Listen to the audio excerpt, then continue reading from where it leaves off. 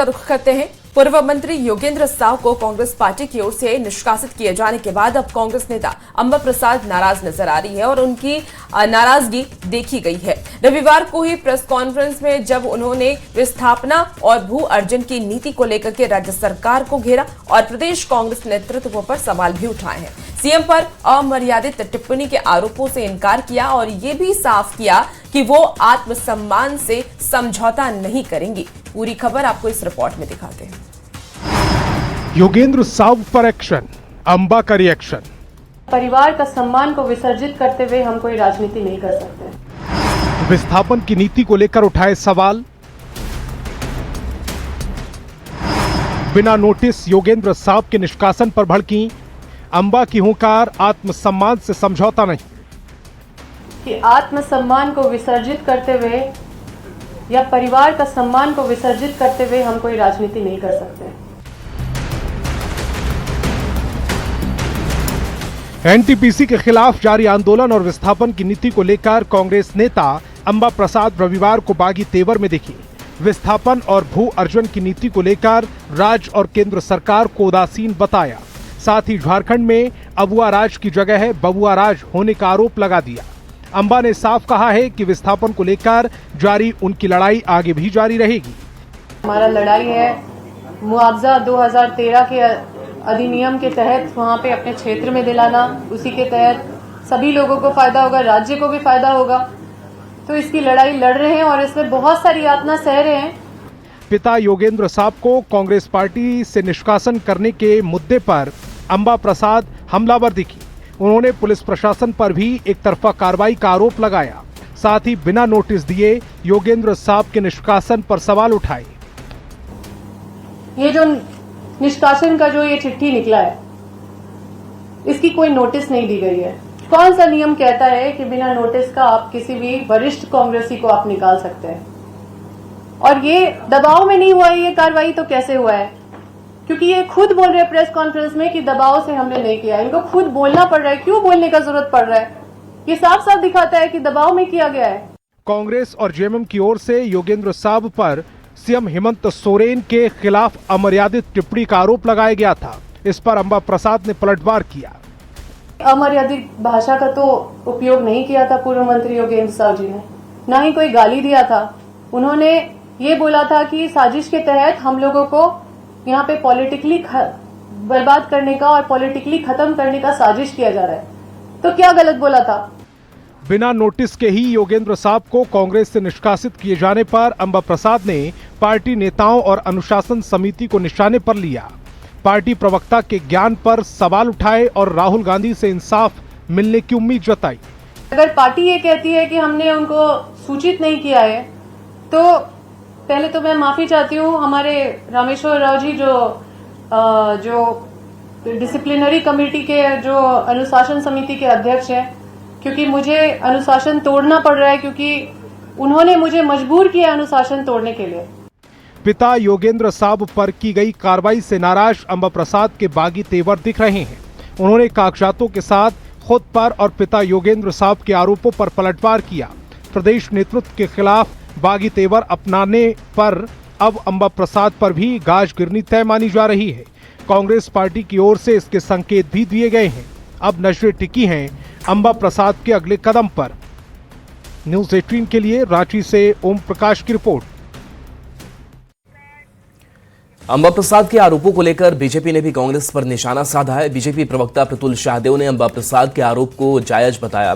साथ ही आरोप लगाया कि कांग्रेस अपनी सत्ता को बचाने के लिए सरकार की कठपुतली बन गई है। उन्होंने केंद्र त्रिपाठी के बयान का भी हवाला दिया, जिसमें नगर निकाय चुनाव के बाद जेएमएम और बीजेपी गठबंधन की सरकार बनने का दावा किया गया था। योगेंद्र साव पर हुई कार्रवाई पर सवाल उठाते हुए उन्होंने राज्य में अबुआ की जगह बबुआ सरकार को सही ठहराया। बिल्कुल सही कहा साहब, ये अबुआ नहीं बबुआ सरकार है। मुख्यमंत्री की सरकार चल रही है और कांग्रेसी ने, जिनके पिता पूर्व मंत्री थे, माताजी सीनियर लीडर हैं, अंबा प्रसाद जी खुद विधायक हैं, रह चुकी हैं, उनको दरकिनार कर दिया, छोड़ दिया सिर्फ सत्ता में बने रहने के लिए। और क्यों? क्योंकि ये ओबीसी समुदाय से आते हैं। अब आप देखें, केंद्र त्रिपाठी ने नगर निकाय चुनाव के पहले कह दिया था कि अब जो है अगले बार नगर निकाय के बाद जेएमएम और बीजेपी की सरकार बनेगी। क्या ये गठबंधन विरोधी बयान नहीं था? लेकिन उन पे कार्रवाई नहीं हुई। योगेंद्र साव ओबीसी है ना साहब, और ओबीसी का तो कांग्रेस का प्रेम किसी से छिपा नहीं है। 10 वर्षों तक जिन्होंने मंडल कमीशन की रिपोर्ट को दबा कर रखा, उनसे आप और क्या उम्मीद कर सकते हैं? देखिए, झारखंड के मोस्ट वांटेड अपराधी प्रिंस खान के साथ दुबई में जन्मदिन मनाने वाले राणा राहुल को राज्य पुलिस के द्वारा बॉडीगार्ड प्रोवाइड कराने के मामले में नेता प्रतिपक्ष ने कई गंभीर सवाल खड़े कर दिए हैं। बाबूलाल मरांडी ने एक्स पर पोस्ट करने के साथ ही राज्य की राजनीति भी गर्म कर दी है। आपको बता दें कि बीजेपी ने बाबूलाल के पोस्ट का समर्थन करते हुए कहा कि अजब राज्य की गजब कहानी है और ये किसी राज्य में संभव है। वहीं राज्य सवाल पर जो सवाल उठाए गए हैं, राज्य सरकार पर सवाल खड़े किए गए, क्या राज्य की सरकार दुबई से हैंडल होती है, और अगर ऐसा नहीं है तो उन पुलिसकर्मियों पर अब तक कार्रवाई क्यों नहीं की गई है जिनकी मदद से प्रिंस खान विदेश भागने में सफल हो गया। वहीं मामले पर कांग्रेस ने जवाब देते हुए कहा कि राज्य सरकार ऑर्गेनाइज क्राइम पर विशेष नजर रखी हुई है और उसके लोकल नेटवर्क को खंगाला जा रहा है। अंतर्राष्ट्रीय गैंगस्टर के राइट और लेफ्ट हैंड को झारखंड पुलिस सुरक्षा दे रही है, बॉडीगार्ड दे रही है सरकारी, और एक बार नहीं 2-2 बार दे रही है। तो अजब सरकार की गजब कहानी है साहब। अपराधियों को संरक्षण दे रही है पुलिस, सरकारी संरक्षण, और आम नागरिक जो है उनको दिन दहाड़े मार दिया जा रहा है, व्यवसायियों को टारगेट किया जा रहा है। तो ये सरकार क्या किसी को बचाएगी जो खुद अपराधियों का संरक्षण करेगी? और आज तक प्रिंस खान को भगाने में जिन पुलिस अधिकारियों का हाथ था, क्यों नहीं उनके ऊपर आज तक डिसमिसल की कार्रवाई हुई? कहीं ना कहीं इस सरकार के हाथ लगता है दुबई तक में ले आया। जिनकी आप चर्चा कर रहे हैं वो निश्चित रूप से उनके सारे जो किए कराए हैं उस पर पुलिस प्रशासन त्वरित कार्रवाई कर रही है और नज़र बनाए हुए है। सभी चीज़ों पर जल्द से जल्द पुलिस का नियंत्रण होगा। गांधी मैदान में बिहार दिवस के मौके पर मेले का आयोजन किया गया, जिसमें सरकार के अलग अलग विभागों की तरफ से प्रदर्शनी लगाई गई। हालांकि सबसे ज्यादा लोगों की भीड़ व्यंजन मेले में नजर आई। आपको बता दें कि लोग यहां बिहार के बारे में जानकारी लेने के साथ ही अलग अलग व्यंजन का टेस्ट भी ले रहे थे। बिहार दिवस की खूबसूरत तस्वीर पटना के गांधी मैदान में नजर आ रही है। अलग अलग विभागों के अलग अलग स्टॉल नजर आ रहे हैं। साथ ही सबसे ज्यादा भीड़ व्यंजन मेले में नजर आ रहा है, क्योंकि जो लोग भी बिहार दिवस के मौके पर पटना के गांधी मैदान घूमने आ रहे हैं वो बिहारी व्यंजनों का स्वाद लेना नहीं भूल रहे हैं। और हर तरह के जो व्यंजन है वो व्यंजन मेला में आपको बड़े ही आसानी से मिल जाएगा। और यही वजह है कि यहाँ सबसे अधिक भीड़ भाड़ भी नजर आ रही है। और देखिए, सब घूमने के साथ साथ खाने का स्वाद भी जरूर ले रही हैं। क्या लाए हैं? अभी हम तो पाव भाजी लाए हैं। अभी थोड़ी देर पहले बिहार का फेमस लिट्टी चोखा तो खाए हैं, साथ पाव भाजी भी दोनों का स्वाद लिया जाए। सब कुछ टेस्ट कर लेना है। हाँ, फुल्की है, चाट है, जलेबी है, कुछ लड़कियां भी है। क्या खा रहे हो आप लोग? डोसा। और क्या क्या खाया अभी तो यही खाया। अभी शुरुआत इसी से हुई है और भी टेस्ट लेना है अभी व्यंजन मेले में। कौन सा मेला सबसे अच्छा लगा यहाँ बिहार मेला में? सबसे अच्छा क्या लगा देखने में? व्यंजन मेला ही। मैम, बिहार का फेमस आज, जैसा कि आप सभी जानते हैं कि आज बिहार दिवस है, तो बिहार दिवस पे ये हर साल ये ओकेजन लगता है, तो यहाँ पे मैम लिट्टी चोखा खाना तो मस्त बनता है। बिहार दिवस के मौके पर यहाँ कई जो स्वाद है वो लिए जा रहे हैं। कोई लिट्टी चोखा खा रहा है, कोई चाट खा रहा है, कोई पाव भाजी खा रहा है, कोई इडली सांभर का स्वाद ले रहा है। और बिहार दिवस की जो खूबसूरत तस्वीर है वो यहाँ देखी जा सकती है। बिहार दिवस के मद्देनजर सिर्फ पटना ही नहीं, पूरे बिहार से लोग पटना के गांधी मैदान में लगातार पहुंच रहे हैं, घूम रहे हैं, बिहार को समझने की कोशिश कर रहे हैं। और सबसे ज्यादा जो भीड़ है वो व्यंजन मेले में ही नजर आ रही है। कैमरामैन दीपक के साथ विनीता मिश्रा, न्यूज 18 पटना। बिहार दिवस के अवसर पर मुजफ्फरपुर में 3 दिवसीय कार्यक्रम की शुरुआत हुई। कार्यक्रम के उद्घाटन के दौरान एमएलसी दिनेश प्रसाद सिंह, पार्टी के विधायक अजीत कुमार समेत जिले के सभी अधिकारी मौजूद रहे। इस दौरान विभिन्न विभागों के स्टॉल लगाए गए हैं। कार्यक्रम में मुख्य तौर पर वोकल फॉर लोकल पर जोर दिया गया।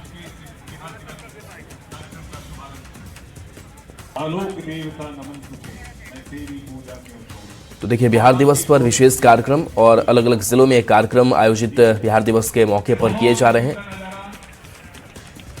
बिहार दिवस की सभी जिले वासियों को हार्दिक शुभकामनाएं। और जितने भी हमारे माननीय अतिथि आए हुए हैं, जो पार्टिसिपेंट्स हैं, पूरे जो जिले के वासी जो बड़ी संख्या में उपस्थित हैं, सभी का मैं स्वागत करता हूं, अभिनंदन करता हूं। ये आप सभी को बिहार दिवस बहुत शुभकामनाएं। आज का दिन बहुत महत्वपूर्ण है कि हम लोग अपने संकल्पों को पुनः दोहराएं और आगे आने समय और अपने कर्तव्य को और बेहतर ढंग से पालन करेंगे और इस राज्य को और ऊंचाइयों पर ले जाएंगे। दिवस के मौके पर मुजफ्फरपुर जिला प्रशासन के द्वारा एक भव्य कार्यक्रम आयोजित कर इस जिले को गौरवान्वित किया है। हम इसके लिए जिला प्रशासन को धन्यवाद। देखिए, बिहार दिवस के मौके पर पटना के इस्कॉन मंदिर में अमृत उत्सव का आयोजन किया गया, जिसमें हजारों श्रद्धालुओं ने भाग लिया है। इस दौरान इस्कॉन मंदिर के सदस्य राधाचरण दास ने ये कहा कि आज का दिन बिहार के लोगों के लिए बेहद ही महत्वपूर्ण है। बिहार हमारी काफी समृद्ध रहा है और उसकी विशेषता घर घर पहुंचे। यही वजह है कि अमृत महोत्सव के माध्यम से हम लोगों तक ये संदेश पहुंचाने की कोशिश कर रहे हैं। वो लोगों को दिया कैसे जाएगा?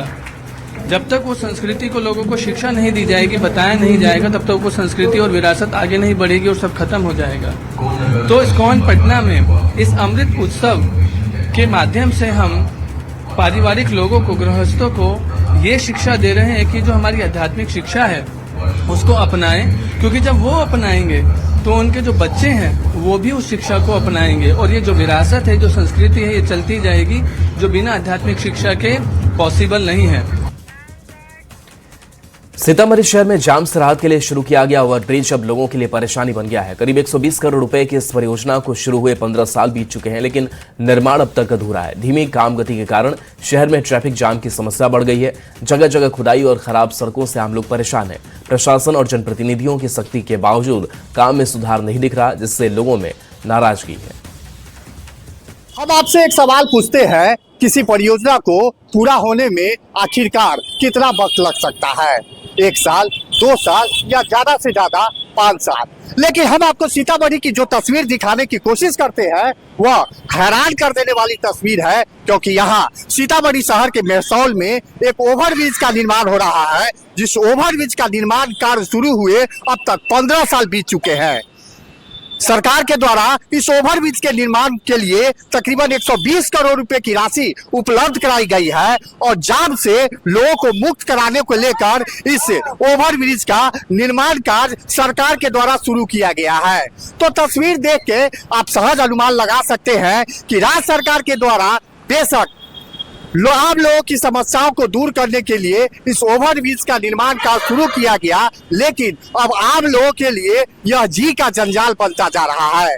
15 साल से ज्यादा वक्त गुजर चुके हैं, लेकिन ओवरब्रिज का निर्माण कार्य आधा से ज्यादा भी पूरा नहीं हो सका है, जिसकी वजह से अब आम लोगों को भारी परेशानी उठानी पड़ रही है और जो निर्माण एजेंसी है उसके कार्य पर लगातार सवाल खड़े हो रहे हैं। प्रशासनिक अधिकारी और जनप्रतिनिधियों ने भी कई बार इस मामले में पहल की। प्रशासन के तरफ से निर्माण एजेंसी को फटकार भी लगाई गई, लेकिन अब तक इस मामले में किसी भी तरीके का कोई सुधार होता दिखाई नहीं दे रहा है। राकेश रंजन, न्यूज़ 18, सीतामढ़ी। देखिए, शेखपुरा जिले के पूर्वी क्षेत्र में किसानों को नीलगाय के आतंक ने भारी परेशानी में डाल दिया है। आपको बता दें कि खेतों में लगी फसल रात के समय में नीलगायों का झुंड बर्बाद कर देता है। स्थिति इतनी गंभीर है कि किसान रात भर जग करके फसल की रक्षा कर रहे हैं, फिर भी कई बार नुकसान हो जाता है। शेखपुरा जिले के पूर्वी क्षेत्र का इलाका है, जहां के लोगों की जीविका कृषि पर आधारित है। किसान बड़े पैमाने पर फसल का पैदावार करते हैं, लेकिन दुर्भाग्य स्थिति है कि नीलगाय पूरे फसल को बर्बाद कर रहा है। आप देख लीजिए, बड़े पैमाने पर नीलगाय इस क्षेत्र में पाए जाते हैं और फसल को बर्बाद कर देता है। ऐसी स्थिति में किसान को दिन रात जाग कर फसल की रखवाली करनी पड़ रही है। हालांकि किसानों द्वारा कई बार शिकायत पंचायत से लेकर ढेरू है, गुहारे रहता है सब में, जैसे 10 गो 12 गो कभी रहता है, कभी 8 गो, कभी 12 गो, कभी 15 गो झुंड बांध के आता है। रात में भी आता है नीलगाय। कितने संख्या में आता है नीलगाय? रात के आता है, दिन के आता है। तो आप लोग अपना फसल कैसे बचाते होंगे? अब रात के आता तो रात के वो कते रहेगा। अजीत कुमार सिन्हा, न्यूज़ 18, शेखपुरा। इस वक्त की बड़ी खबर के साथ करने वाले आपको बता दें कि असम चुनाव से जुड़ी इस वक्त की बड़ी खबर आ रही है। असम चुनाव में तीर धनुष के साथ मैदान में उतरा है जेएमएम। कल देर रात असम में 2 सीटों के लिए उम्मीदवार को सिंबल दिया गया। आपको बता दें कि मजबत से प्रीति रेखा को उम्मीदवार बनाया गया, वहीं सोनारी के बलदेव तेली को जेएमएम ने अपना सिंबल दिया है। तो असम विधानसभा में अब तक सिर्फ 2 सीटों के लिए जेएमएम ने अपनी घोषणा की है। इस वक्त की आपको ये सबसे बड़ी खबर बता रहे हैं सियासी गलियारे से, जहां असम चुनाव में इस बार दावा ठोक रही है जेएमएम और तीर धनुष के साथ मैदान में जेएमएम ने अपने 2 उम्मीदवारों को उतार दिया है। और ज्यादा जानकारी के साथ न्यूज 18 संवाददाता गौरव झा हमारे साथ फोन लाइन पर जुड़ गए हैं। गौरव, एक बड़ा निर्णय जेएमएम ने लिया है, 2 उम्मीदवारों को सिंबल दिया गया है, क्या कुछ और जानकारी है? बिल्कुल, हम आपको बता दें कि 19 सीटों पर झारखंड मुक्ति मोर्चा इस बार असम के विधानसभा में उतरने की तैयारी कर रही है। आज नामांकन की आखिरी तारीख है। कल देर रात 2 उम्मीदवार, एक मजबात विधानसभा तो दूसरा सोनारी विधानसभा के उम्मीदवारों के बीच सिंबल का जो वितरण है वो कर दिया गया है। निश्चित रूप से अब जब झारखंड मुक्ति मोर्चा असम के विधानसभा में जा रही है, कांग्रेस से उलट उनका पट है, यानी कांग्रेस के साथ जो उनका समीकरण है वो नहीं बैठ पाया। यही वजह है कि 19 सीटों पर झारखंड मुक्ति मोर्चा असम में विधानसभा चुनाव लड़ने जा रही है। मुख्यतः उनका जो फोकस है वो टी ट्राइब के इलाके में है। उस इलाके में मुख्यमंत्री हेमंत सोरेन की भी कई सभाएं हो चुकी है। वहां मुख्यमंत्री हेमंत सोरेन ने वोटरों को साधने का भी प्रयास किया है। अब सिंबल का वितरण भी हो चुका है और कांग्रेस से दूर उनकी राह जो है वो असम में नजर आ रही है। बिल्कुल, यानी कि गौरव, समझा जाए कि महागठबंधन में बात नहीं बनी और जेएमएम ने अब अकेले 2 सीटों पर दावा ठोक दिया है। बिल्कुल, हम आपको बता दें कि गठबंधन में बात नहीं बनी और 19 सीटों पर झारखंड मुक्ति मोर्चा जो है वो वहां चुनाव लड़ेगी। अभी 2 के लिए कैंडिडेट के नाम की घोषणा की है। अब कुछ ही देर के बाद जो और तमाम सीट बचे हुए हैं उसके कैंडिडेट की घोषणा हो जाएगी। लेकिन फिलहाल जो हमारे पास जानकारी आई है इसके मुताबिक 19 सीटों पर झारखंड मुक्ति मोर्चा असम में विधानसभा का चुनाव लड़ेगी और वहां अपने उम्मीदवारों को उतारेगी। वो उम्मीदवार कांग्रेस के विपक्ष में रहेंगे। तो निश्चित रूप से जिस गठबंधन के साथ झारखंड मुक्ति मोर्चा झारखंड में अपना शासन चला रही है, उस गठबंधन से दूर असम में वो नजर आएगी, उसी कांग्रेस नेताओं के खिलाफ। बिल्कुल गौरव, तो कितना चुनौतीपूर्ण आपको लग रहा है ये चुनाव जेएमएम के लिए, क्योंकि अब तो कांग्रेस भी उनके विपक्ष में खड़ी है? बिल्कुल, देखिए, अगर असम में इस तरीके के निर्णय लिए गए हैं तो निश्चित रूप से इसका प्रभाव भी झारखंड में पड़ेगा, क्योंकि असम के विधानसभा चुनाव में जब हेमंत सोरेन ने अपनी बागडोर संभाली है तो झारखंड में भी गठबंधन पर इसका असर पड़ सकता है, क्योंकि झारखंड में आने वाले समय में 2 राज्यसभा की सीटें खाली हो रही है। उन दोनों सीटों पर चुनाव होना है। तो एक की साझेदारी झारखंड मुक्ति मोर्चा और कांग्रेस की थी, लेकिन अब जब असम में झारखंड मुक्ति मोर्चा को पीछे हटना पड़ा है, यानी गठबंधन के साथ वो नहीं है। इससे पहले बिहार में वो गठबंधन के साथ नहीं हो पाए थे और उस दौरान भी झारखंड मुक्ति मोर्चा ने कहा था कि हम अपने गठबंधन की समीक्षा झारखंड में करेंगे। और अब जब असम भी एक उनके पास एक ऐसा फॉर्मूला सेट हो गया है कि वहां भी वो गठबंधन के साथ नहीं होंगे, तो निश्चित रूप से आने वाले समय में इसका असर झारखंड की राजनीति में बिल्कुल गौरव, और इसका असर अब झारखंड की राजनीति पर भी देखने को मिल सकता है, क्योंकि कांग्रेस एक राष्ट्रीय पार्टी है और ऐसे में अगर जेएमएम को उसने इस बार मौका नहीं दिया, साथ में वो गठबंधन में नहीं रहे, तो हो सकता है आने वाले वक्त में इसका सियासी असर झारखंड पर भी पड़ेगा। बहुत शुक्रिया जानकारी के लिए गौरव। रांची से बड़ी खबर है, जहां पुंतागोपी इलाके में एक पेट्रोल पंप पर हथियारबंद अपराधियों ने तांडव मचाया है। स्कूटी पर सवार होकर 6 अपराधी पेट्रोल पंप को निशाना बनाया और करीब 60,000 से कैश लूटकर फरार हो गए। पूरी घटना सीसीटीवी में कैद हो गई है। सूचना मिलते ही मौके पर पहुंची पुलिस ने मामला दर्ज कर आगे की कार्रवाई शुरू कर दी है।